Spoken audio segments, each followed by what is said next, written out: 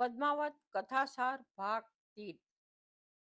चित्तौड़ की महासभा में राघव चेतन नाम का एक पंडित था जिसे यक्षिणी सिद्ध थी। एक दिन राजा ने पंडितों से पूछा, दूज कब है? राघव के मुंह से निकला, आज।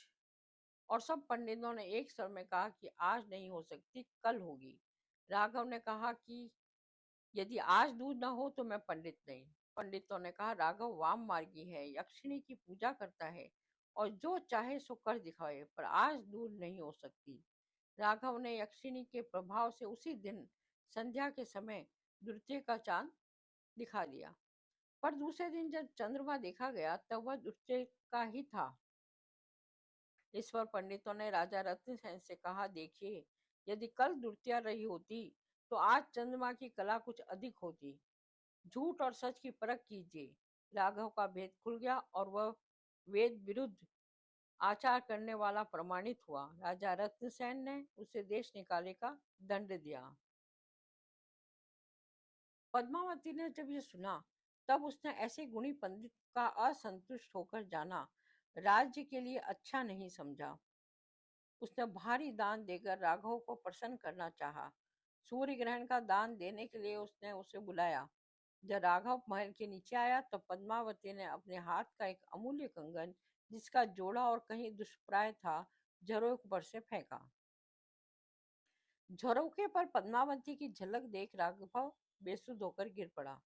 जब उसे चेत हुआ तब उसने सोचा कि अब यह कंगन लेकर बादशाह के पास दिल्ली चलूं और पद्मिनी के रूप का उसके सामने वर्णन करूं। वह लपट है, तुरंत चित्तौड़ पर चढ़ाई करेगा और उसके जोड़े का दूसरा कंगन भी मुझे इनाम देगा।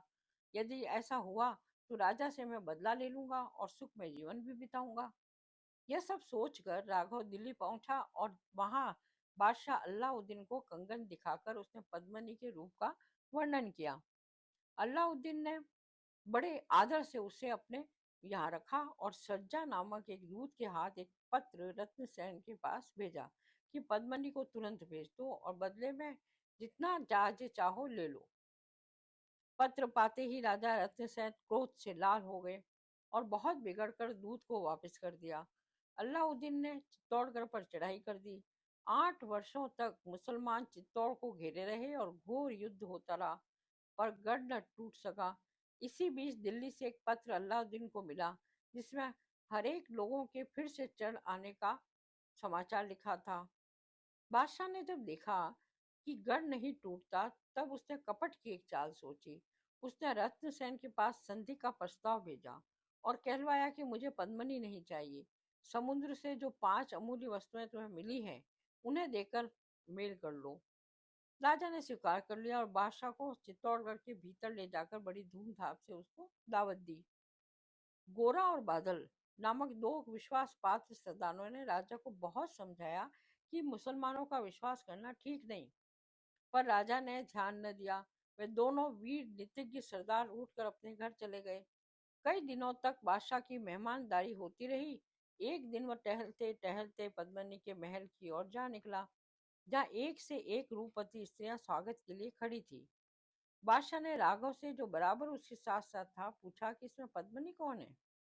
राघव ने कहा, पद्मिनी इसमें कहाँ, ये तो उसकी दासियां हैं। बादशाह पद्मिनी के महल के सामने एक ही स्थान पर बैठकर राजा के साथ शतरंज खेलने के लगा। जहां वह बैठा था वहां उसने एक दर्पण भी इसलिए रख दिया था कि पद्मिनी यदि झरोके पर आएगी तो उसका प्रतिबिंब दर्पण में देखूंगा। पद्मिनी कुतूहलवश झरोके के पास आई और बादशाह ने उसका प्रतिबिंब दर्पण में देखा। देखते ही वह बेहोश होकर गिर पड़ा। अंत में बादशाह ने राजा से विदा मांगी। राजा उसे पहुंचाने के लिए साथ साथ चला। एक एक फाटक पर बादशाह राजा को कुछ न कुछ देता रहा।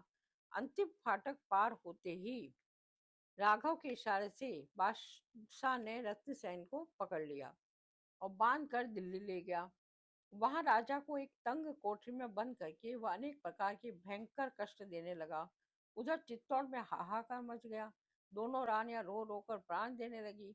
इसी अवसर पर राजा रत्नसेन के शत्रु कुंभल नेर के राजा देवपाल की दुष्टता सूझी। उसने कुमुदिनी नामक की एक दूती को पद्मावती के पास भेजा। पहले तो पद्मिनी उसे अपने मायके की स्त्री सुनकर बड़े प्रेम से मिली, उससे अपना दुख कहने लगी। पर जब धीरे धीरे उसका भेद खुला, तब उसने उचित दंड देकर उसे निकलवा दिया।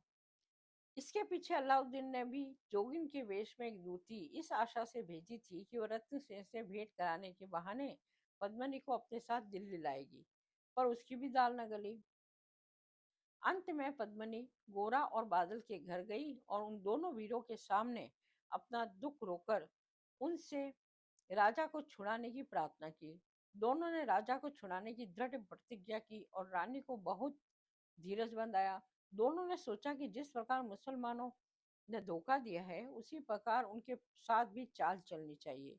उन्होंने 1600 ढकी पालकियों के भीतर तो सशस्त्र राजपूत सरदारों को बैठाया, और सबसे उत्तम और बहुमूल्य पालकी थी उसके भीतर औजार के साथ एक लाहौर को बिठाया।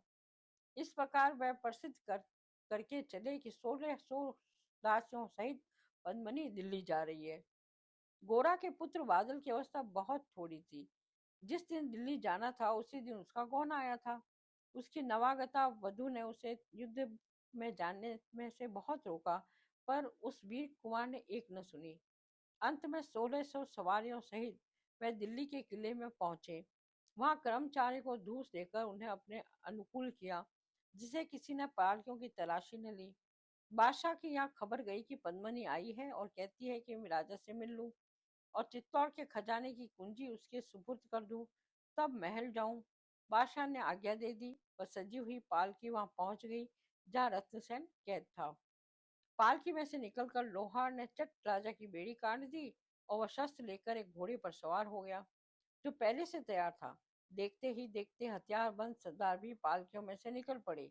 इस प्रकार गोरा और बादल राजा को छुड़ाकर चित्तौड़ चले। बादशाह ने जब सुना तो अपनी सेना सहित पीछा किया। गोरा और बादल ने जब शाही फौज पीछे देखी, तब 1000 सैनिकों को लेकर गोरा तो शाही फौज को रोकने के लिए डट गया, और बादल राजा रत्नसेन को लेकर चित्तौड़ की ओर बढ़ा।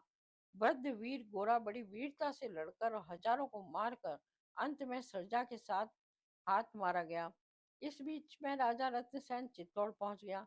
चित्तौड़ पहुंचते ही उसी दिन रात को पद्मिनी के मुंह से रत्नसेन ने जब देवपाल की दुष्टता का हाल सुना, तब उसने उसे बांध लाने की प्रतिज्ञा की। सवेरा होते ही रत्नसेन ने कुंभल नेर पर चढ़ाई कर दी। रत्नसेन और देवपाल के बीच द्वंद्व युद्ध हुआ। देवपाल की सांग रत्नसेन की नाभि में घुसकर उस पार निकल गई। देवपाल सांग मारकर लौटना ही चाहता था कि रत्नसेन ने उसे जा पकड़ा और उसका सिर काट कर उसके हाथ पैर बांधे। इस प्रकार अपनी प्रतिज्ञा पूरी कर और चित्तौड़ की रक्षा का भार बादल को सौंप रत्नसेन ने शरीर छोड़ा। राजा शव को लेकर पद्मावती और नागवती दोनों रानियां सती हो गई। इतने में शाही सेना चित्तौड़गढ़ आ पहुंची। बादशाह ने पद्मिनी के सती होने का समाचार सुना और बादल ने प्राण रहते गढ़ की रक्षा की। पर अंत में फाटक की लड़ाई में मारा गया और चित्तौड़गढ़ पर मुसलमानों का अधिकार हो गया।